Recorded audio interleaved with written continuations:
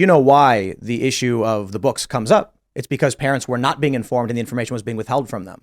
That's why the bill was parental rights in education. One component of which was third grade and below didn't have access to sex education. They removed that. So yeah, Tim, that part's easy, right? If the Republicans left it at, hey, third grade and below, remove all sex education, gay, straight, it doesn't matter. We're not talking to kids below third grade. And then you left it at that. Great. Nobody's got a problem. If they have a problem, they're going to lose anyway. That's an extremist position, right? Mm. So, but then it didn't stop at third grade. Then it went to 12, I think. Yeah, it went to elementary. Then it went to junior high. And I'm like, okay, but in junior high, they got to start learning sex ed. That's when they get 12, 13, 14. All right, then they went to high school. And I'm like, what are we doing here, guys? But here's the issue. And the other thing is, Tim, sorry, but if it was like, hey, you know what, we don't want them exposed to violent material or sexual material, okay, right? But once they started going, no, but we don't want them exposed to the gay people and trans people, and we don't want anybody talking about that crap, okay? Then I'm like, okay, then you don't care about sex. And this isn't about parenting. It's just you don't like those people. Just be honest. So the issue that I see is when I did sex ed, I was in 5th grade. Parents signed off on a permission slip. There was only one kid out of my class who was actually taken out of the room, and the parents were like, he's not allowed. And so I don't know what he did. He went to lunch or something. Yeah. Sex ed was the boys and the girls were separated. They then explained organs, organ function, and the process of fertilization, how babies are made and things like that. And we were all like 10 years old. And now we actually have a sample of these books that are considered sex ed, but it's actually kink, talking about scat. And if you want me to show you the book, I'll show you the book. No, it's. I mean, so when I'm good on scat. Right. This is what happens then is you. And I think you've talked about this too. Someone on the right will say like, there's a parent, and not even necessarily a right-wing person, says, I discovered this book in my school which shows graphic kink depictions and kink education about things totally unrelated to reproduction and sex.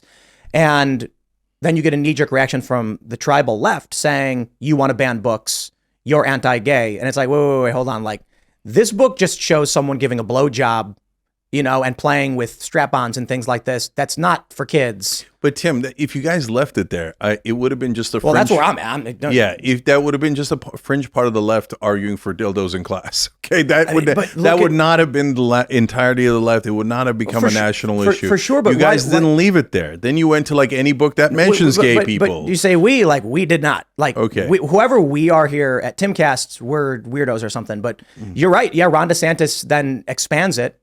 Florida then goes up to, I think, 12th grade and said, keep these books out.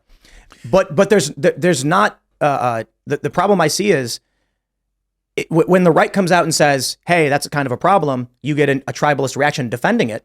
And, we had Emma Vigilant on from Majority Report, and I asked her if she was in favor of whatever book do we have over there. We have This Book is Gay, which actually describes scat. And like, that's just the most extreme example of like, hey, don't give that to kids.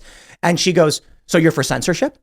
I'm like, well, are you you think kid? My response is, it's simple. I am for censorship. I 100% am for censorship. I think Facebook should censor. I think X should censor, and YouTube should censor. But what should censor is what is being argued. I don't think YouTube should allow graphic terrorist videos of beheadings and things like this. I have no problem with them putting filters and restrictions and making sure kids don't get that.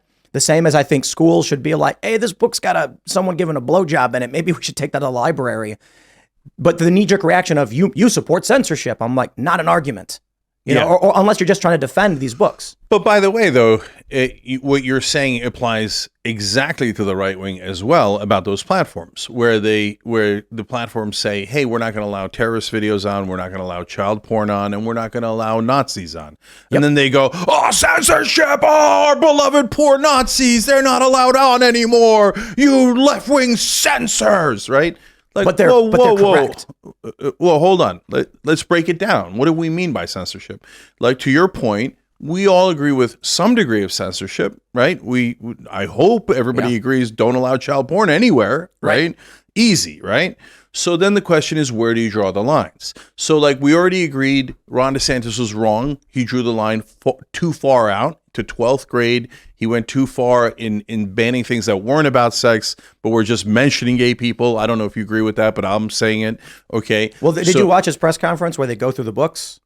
So look, you pick out individual books and you say, hey, these are have inappropriate sexual stuff and it's for under third grade, under fifth grade, etc., no problem with that conversation. Okay, so it's when you get to don't mention gay people that I will never accept that under any circumstance. I agree, though, and I think that is more of a, I don't know how to describe that. I think, at least for us, the conversation we're having is, there's a teacher in Illinois who gave kids access to This Book Is Gay, which teaches, it was to 10-year-olds how to use Grindr, and it's kind of like, okay, guys, again, they called the cops on her. But don't call the cops on her either, right? Like, don't overreact. So let's say that happened to my kids. My kids are 13 and 11, right? And so they were just around that age, and some weirdo teachers teaching them about Grindr. Okay, the reaction I would have is, first I'd sit the kids down and go, hey, ignore that. That's for when you grow up and you make your own decisions. That's not the thing that you should be concerned about now. I'd have a good talk with them about the context. Then I would go to the school and say, guys, what are we doing? Right? You can't teach Grindr. What are you doing? Right? Did you see what happened when parents did that? Well, but the problem, Tim, is, no, I didn't. But the FBI called them terrorists. No, but so you guys get so carried away with the FBI calling people terrorists because you think that they're doing it in such an expansive way, but they're not. It's like this hysteria. FBI is mainly targeting domestic terrorists that are actually right-wing terrorists. And so, like, then again, people catch feelings because they're like, right-wing can't be terrorists. No, definitely can be terrorists. The dude sent pipe bombs to anyone who opposed Donald Trump. That guy's a terrorist. Agreed. Okay? And he happens to be a right-wing terrorist. And the FBI is saying at this point, the FBI, which is historically massively right-wing, the idea that the FBI is some sort of left-wing deep state is hilarious, not backed up by a single fact.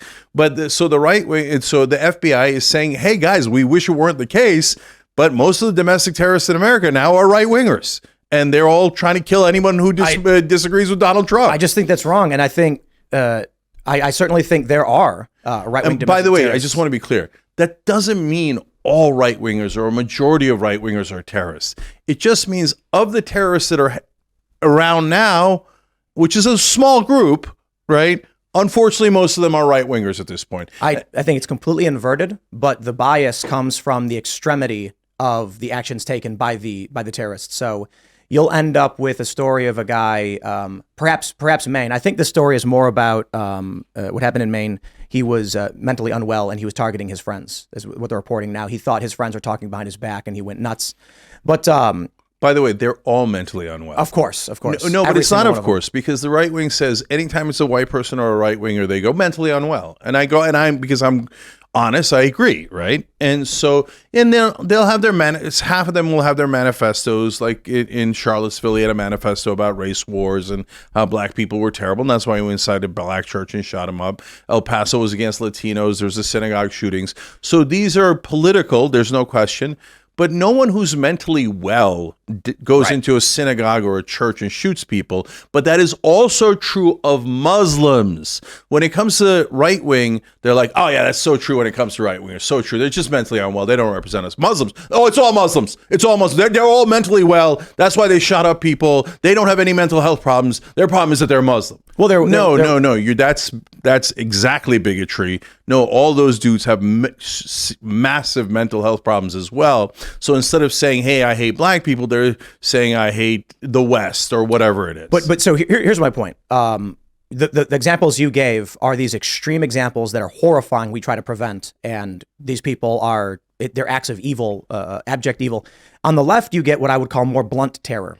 Mm-hmm. So for instance, the George Floyd riots. When you had small towns across this country, Michael Tracy's reporting, showing a grocery store with its windows smashed out and they spray paint on the boarded up window saying, please don't hurt us. When you have people in Berkeley, I was at a bar in Berkeley and they had Trump sucks, Trump is a pig on the window. And I'm having a drink and I asked, this is like 2017, I was like, you guys not big Trump fans? And the bartender's like, no, we like him. And I'm like, why would you put that in the window? If we don't, they'll smash our windows out and attack us. That people live in, have you been to Berkeley? There's a Burger King with a big sign in the window saying, we are not a corporate chain. We are family owned. Please don't hurt us. I'm like, why would you live that way? You look at May 29th, when far leftists firebombed the White House grounds and St. John's Church. And this is not major news. There's no committee hearings. But if you're somebody who lives, I'll give you a more recent example. When I'm in Reston, Virginia, having dinner with the team here, a guy comes up and says, "You're not going to hear this a lot in Reston, but I'm a big fan." And I was like, actually, like 4 people already have come up and okay, that's the blunt terror of, in a town I live in, I have to whisper and I'm scared that someone might find out I listen to Timcast, when in reality, people who worked there and other people had already said this, but they all seem to say the same things. I'm scared to express my opinions.